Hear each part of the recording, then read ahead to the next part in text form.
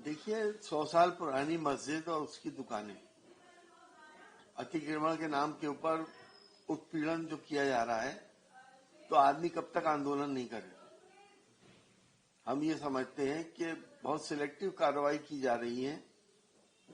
اگر یونیورسل ہو، ایک سی کارروائی ہو ہر جگہ تو آدمی کو صبر آ جاتا ہے، لیکن جب ایک سی کارروائی نہیں ہوتی ہے اور خاص طور سے دھارمک استھلوں کے اوپر اگر اس طرح کی کارروائیاں ہوتی ہیں جو لوگوں کی بھاوناؤں سے بھی جڑے ہوتے ہیں اور لوگوں کی آستھاؤں سے بھی جڑے ہوتے ہیں، اگر اس طرح کی کارروائی ہوگی تو ایکشن کا ری ایکشن تو ہو گئی. تو یہ پتھر بازی اور یہ سب کی کب تک لوگ برداشت کریں؟ کب تک اس طرح سے گرائی جائیں گی مسجدیں اور مدرسے اور باقی چیزیں؟ کیا کل کو جامع مسجد دہلی کا بھی کوئی پرمان تو ہے نہیں، کوئی ان کی پراپرٹی کا کوئی لکھت آدھار تو ہے نہیں، وہ بھی اویدھ ہوگی، اس کا کوئی نقشہ پاس نہیں ہے، وہ بھی اویدھ ہوگی. کل کو یہ جامع مسجد دہلی شاہی مسجد کو بھی گرانے پہنچ جائیں تو کیا ان سے کیا بھروسہ ہے؟ مسلم دشمنی میں انہوں نے ساری حدیں پار کر دی. این سی ٹی کا کہنا ہے کہ کارروائی لگاتار جاری رہے گی، 17 بلڈوزر لگائے ہیں.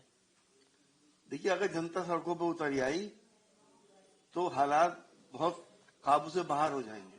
انہیں بہت سوچ سمجھ کے اور ایماندارانہ طریقے سے کارروائی کرنی چاہیے، جو جائز ہے بس وہ کریں.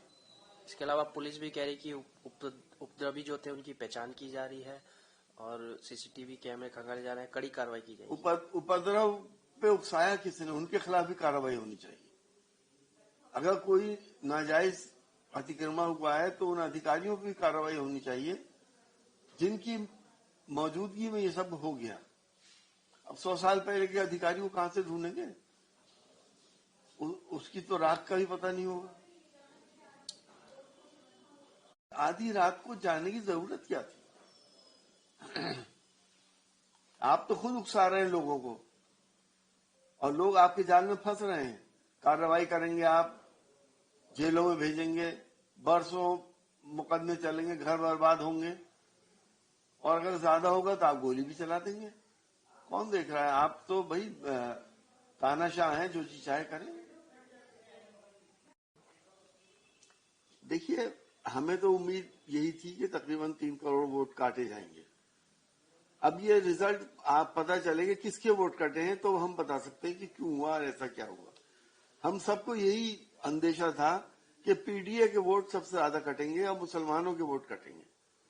یہ سارا جو بھی ایکسرسائزز ہو رہی ہیں وہ اپوزیشن کے ووٹ کو کم کرنے کی جا رہی ہیں، اور آخر میں یہی ایکسرسائز جو ہے ووٹ اتنا کم کر دیں گے کہ این آر سی لاگو کر مسلمانوں کو کیمپوں میں بھیجنے کی بھی سازش ہو سکتی ہے.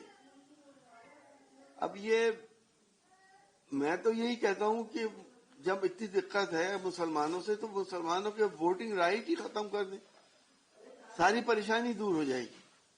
نہ یہ سامپردائک ماحول بگڑے گا، نہ جگہ جگہ ظلم ہوں گے، نہ جگہ جگہ بلڈوزر چلیں گے، سب اپنے سکون سے رہیں گے.